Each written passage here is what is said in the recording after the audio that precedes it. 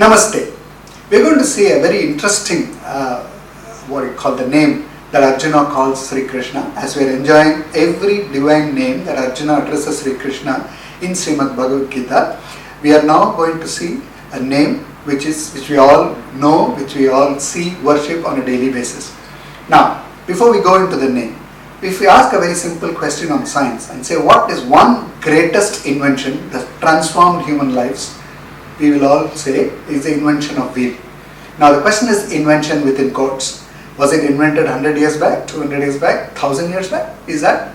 Now we are going to see the name Chakrin while we are worshipping Sri Krishna with his Sudarshana Chakra. That's why one who holds the Sudarshana Chakra is the Chakrin, and Arjuna worships Sri Krishna as Chakrin in 11th chapter, 17th sloka and 46th sloka, where we also saw earlier that in the same chapter he worships Sri Krishna with saying that the crown belongs only to you, Purushottama.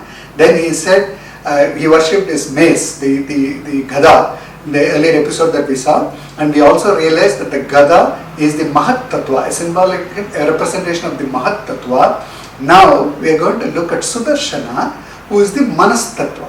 First, let us enjoy the sloka, 11th chapter, 17th sloka and 46th sloka.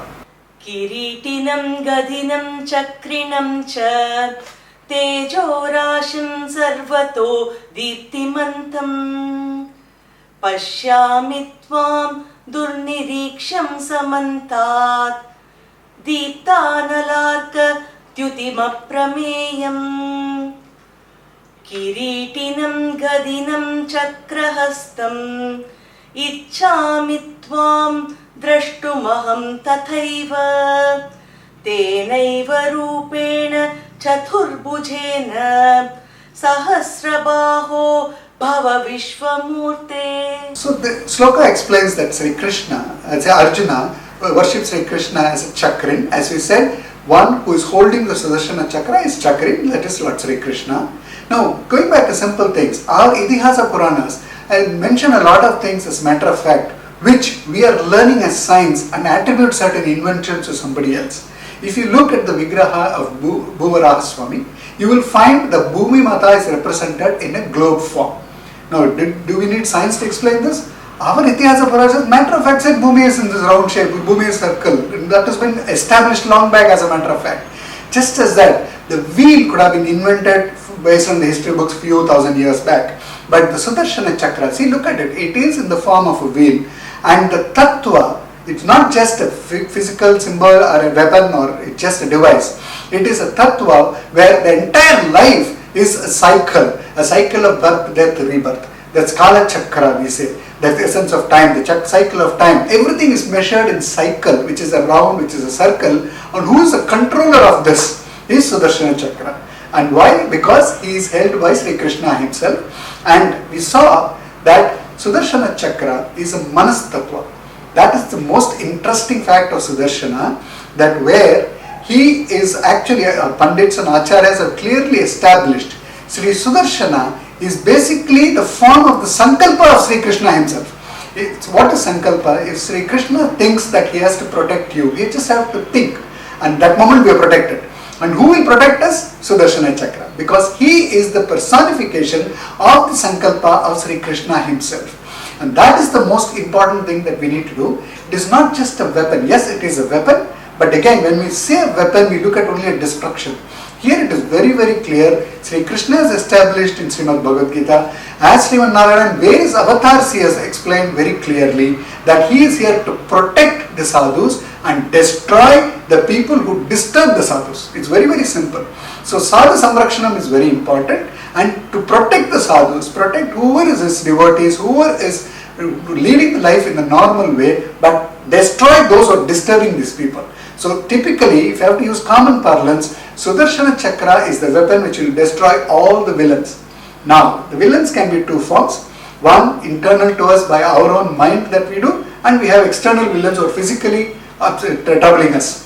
Both these villains can be disturbed because after all, Sudarshana is the Manas Tattva. So he will also destroy the enemies within our Manas that is distracting us from other sources rather than focusing on Sri Krishna himself. So that is what Arjuna is worshipping Sri Krishna as Chakrim. in this. So we have to remember that Sudarshana Chakra is not just a weapon but a tattva that can be worshipped for our own glory and in the process attaining the divine feet of Sri Krishna. Why it is a Manas Tattva? One, we said it is the Sankalpa of Sri Krishna and also to represent the speed. When we discussed the mace, we said mace has a short distance and mace can only go so much way and it is very close to the heart and it will destroy the enemies of our mind. We saw that in the last episode. Here, Sudarshana Chakra can go anywhere.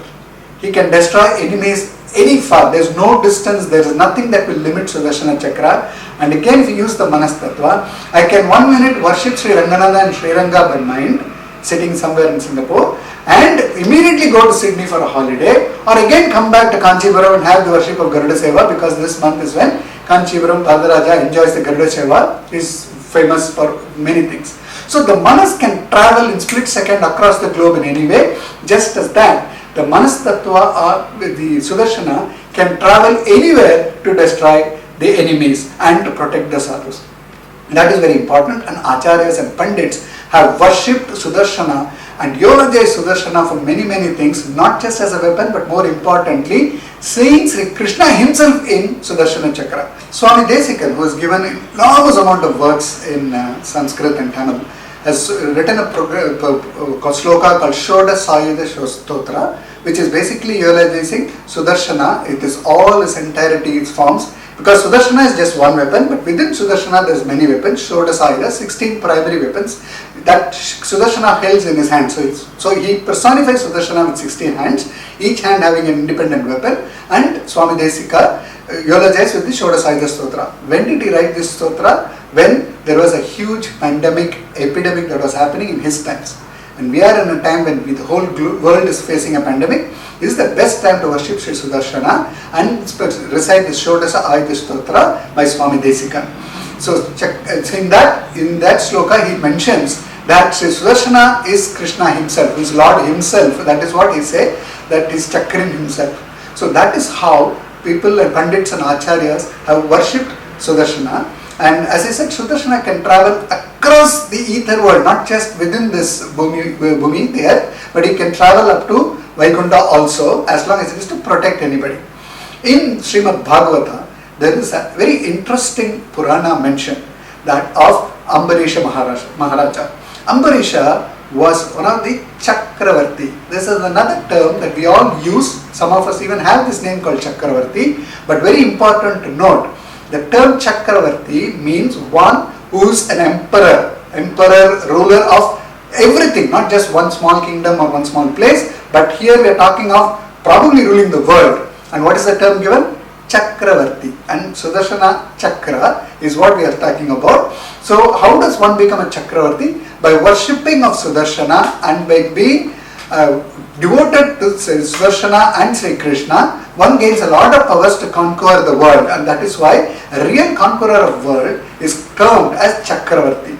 Ambarisha was once Chakravarti who was actually ruling the entire continents, not just one country or 2, 3 countries. He was ruling the all the continents, where he was also a devout Vaishnava. While performing his duties as a king, he was also performing his basic religious duties perfectly. And one of the important requisites for all of us is observing the Ekadashi Vrata. What is Ekadashi? Ekadasi, 11th day. The 11th day of full moon and 11th day of new moon is called Ekadashi. So you get twice a month. It is prescribed that we observe total fasting, nirjala. Not even a drop of water should be taken. There are other rules which will say for the certain people you can take this and all that. But ideally you are supposed to observe Ekadashi Vrata by not even taking a drop of water. A Chakravarti like Ambarisha was performing this Ekadashi Vrata very strictly. But it is not that he kept quiet, sitting in his room but doing nothing and all that. He was actually donating a lot of, taking care of the people and donating a cow and all those things to Brahmanas and ensuring that the farmers were taken care of, every members were taken care of. So on Ekadashi day, he was actually thinking of Lord Krishna and observing the fast. He was also performing a lot of Dana Dharma. So every Ekadashi he performed this, and the Dwadasi, the 12th day, the next day you break the fast. Very important to note, just as there are rules to observe the fast in Ekadashi, there are rules to break the fast in Dwadasi, the next day. There is a particular time before which you are supposed to break the fast to ensure that whatever you performed on Ekadasi is properly carried out. One such day, as he is feeding everybody else and he is about to break the fast, Ambarisha, Durvasa Maharishi enters his kingdom. Seeing the great sage coming, he offered his obeisance, fell at his feet and welcomed him and said, please help me break the fast because Atiti Deva Bhava, particularly Maharishi has come and it is Dwadasi. He said, please accept my offerings and eat here. Durvasa Maharishi was very happy. He said, let me go and do my morning rituals and come back, and he goes to their river banks. It takes more time that Durvasa is performing his daily routines, but here, as I said, the rules of breaking the fast time is fast going. So Ambarisha was worried. The Dharma Sankata is another term that we use. This is real Dharma Sankata. Breaking the fast before a particular time is a dharma, but you must offer the food to Aditi and then only take is another dharma. And you know Atiti is waiting to come there. Durvasa Maharishi has come and he's gone to do his routines and he'll come back. So without offering you can't eat, but you have to break the fast. So two dharmas are conflicting one against the other. So Ambarisha requested the Pandits in his palace and said, what should I do? Then his Acharya says, Ambarisha, anyhow you've been observing Nirjala fast whole of yesterday. So take a drop of water. That means it look as if you've broken the fast, but since you have not eaten food, you're also not, insulted an Aditi because Aditi will be fed first. So he takes a drop of water, he's very happy that he can balance both. And at that time, Durvasa Maharishi enters and he sees Ambarisha taking the drop of water and is very, very angry and livid. And we all know Durvasa is known for his anger. But he is a powerful sage, a sage with a lot of penance, knowledge and all those things. So immediately in his anger, he plucks a set of hair from his Jadamuti and makes a demon out of it and sets it against against Ambarisha.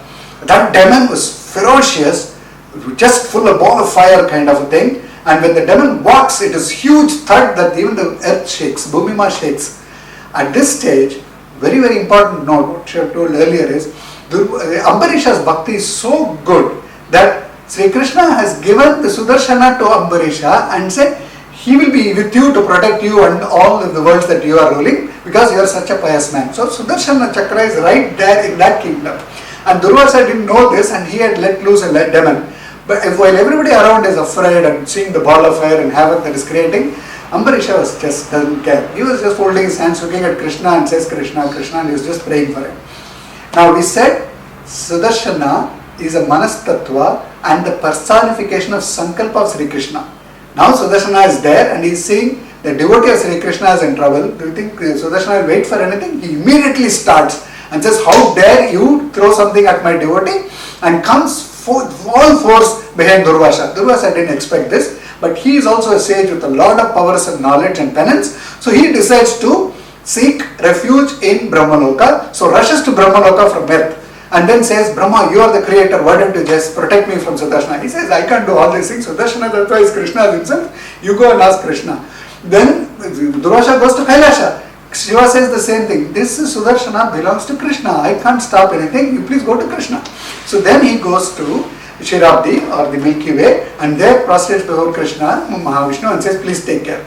Here, Vishnu says, I am a Swatantra at all times. But there are times where I am not a Swatantra, is when my devotees bind me with their bhakti and love. Ambarisha's bhakti, you know. Ambarisha's love and affection towards me, you know. I am totally bound by him and you insult an Ambarisha. So let you go seek pardon to Ambarisha. If Ambarisha pardons you, I have no problem. So he comes rushing, Durvasa comes rushing, he is a Maharishi and seeks pardon to Ambarisha. Ambarisha is just shocked. He says, you are a Maharishi, I am so blessed that you are here. And then please don't ask such kind of things, you please have my food. And then starts praying to Sudarshana. Ambarisha's Stotra of Sudarshana is recorded where he worships Sri Sudarshana with all the glory and says, please just let go of Durvasa. So Sudarshana is very happy and goes back to the sanctum. And then Durvasa happily accepts all the food that is offered by Ambarisha, and after that Ambarisha breaks his fast. So that is the importance of Ekadashi Vrata and breaking the fast in Dwadasi. But more important to know that the chakra or the Sudarshana chakra of Sri Krishna will always protect us as long as we show our love to Sri Krishna all the time. Love and bhakti bhakti mixed with love, not just fear. See, most of us do something out of fear or out of ignorance, because elders say do this, we are doing this. Sometimes we just do because if we don't do, something will happen. But it's very important to show love and bhakti to Sri Krishna, and the more love and bhakti we show to Krishna, the more he will protect us through Sudarshana. Darshana, Sudarshana. In Sanskritam, moment the su is added to a word, we always know it is a superlative or it is the highest form of that particular word. So Sudarshana will grant you a divine vision to lead our lives here and as well as the later life with Sri Krishna's feet for Krishna Kainkaryam. So let us worship Sri Krishna as Chakrin, because if you come down south, there are many temples, Vishnu temples, where there are separate sanctums for Sudarshana. There is an exclusive temple where Sri Krishna is worshipped as Chakrapani. The temple name itself is Chakrapani. And then there is a place near Madurai called Tirumoggur, where you can worship Sudarshana in a form where if you worship Sudarshana normally in different temples, and in Tirumoggur there is a slight difference. In Tirumoggur you will find him with two legs ready to travel, ready to protect us. And the Lord there is called by different names, but important name is called Margabandhu. Aptan they call it, or Margabandhu. One who shows us the way. One who shows us the way with Sudarshana ready to travel to protect us. You can worship in Tirumoggur, which is about a 1 hour's drive from Madurai. And that temple we can worship, and let's worship Sri Krishna as Chakran and be blessed always. Namaste. Madhava Achyuta Krishna Hare Rishikesha Kesava Govinda Vasudeva